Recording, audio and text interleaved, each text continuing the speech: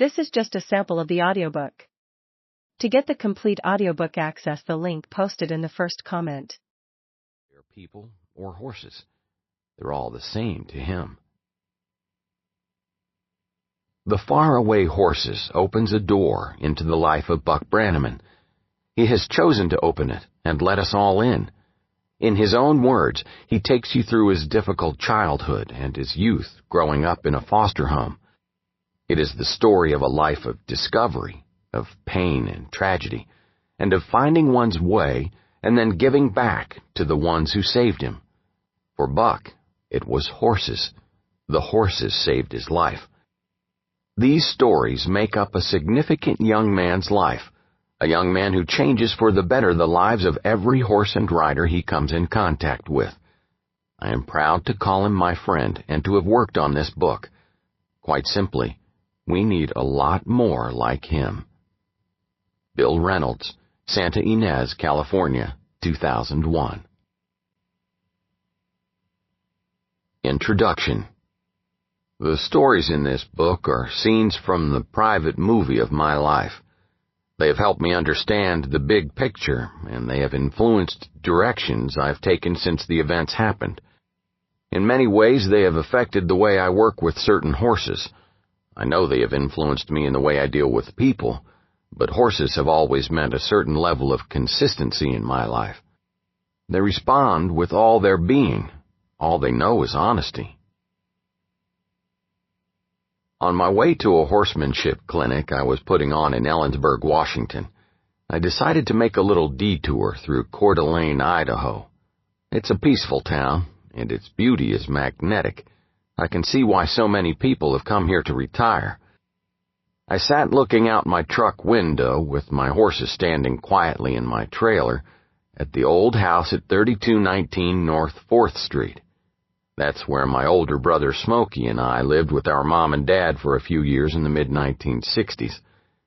Seeing it more than 30 years later brought back a flood of memories. The shed, not much more than an overhang to the back of the house, made me think of milking cows there, and how, in the eyes of a kid just 4 feet tall, that pitiful little shed seemed like a huge barn. When I saw the basement window, I remembered struggling to drag a hose through it so I could water our horses, cows, and pigs, and how more often than not that hose would hang up at the hose joint just a few feet short of the stock tank. The yard was where Smokey and I learned to ride and spin a rope, little knowing we would soon be performing on TV and at rodeos and fairs around the country as the Idaho Cowboys, Buckshot and Smokey from Coeur d'Alene, Idaho. The number on that beat-up old mailbox stared back at me. 3219. I was tempted to knock on the door to see who lives there and maybe walk around a little. So many memories. So many times the ambulance would arrive at the house to collect my mom because she was having a diabetic reaction. And so many times our neighbors would call the sheriff because old man Brannaman was working his kids over again. But today, I'm no longer afraid, not even of the memories. In a strange, almost melancholic way, it felt good to be here. Who would have thought that one of those Idaho cowboys would grow up and have the joy of working with so many people and their horses, trying to help create relationships based on trust? It's ironic. Trust was something I had in short supply as a youngster. Ride with me now, and I'll tell you some of what's happened along the way. It's been kind of bumpy, but well worth the trip. Things are so good for me now, due in large part to my wife Mary. It is to her, to my family, and to the horse that I dedicate not only this book, but my life. Thank you for your interest, and may your life be filled with good horses. Buck Brannaman, Sheridan, Wyoming, 2001. 1. Growing pains.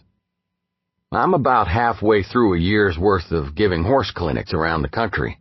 I love what I do, but I'm away from my family for long stretches at a time, and that's tough. My wife, Mary, stays at our ranch with our 3 daughters, doing all the things a working ranch demands. Leaving them is hard. My youngest daughter still asks, Why, Daddy, do you have to go and ride the faraway horses? So off I go for 3 to 4 days.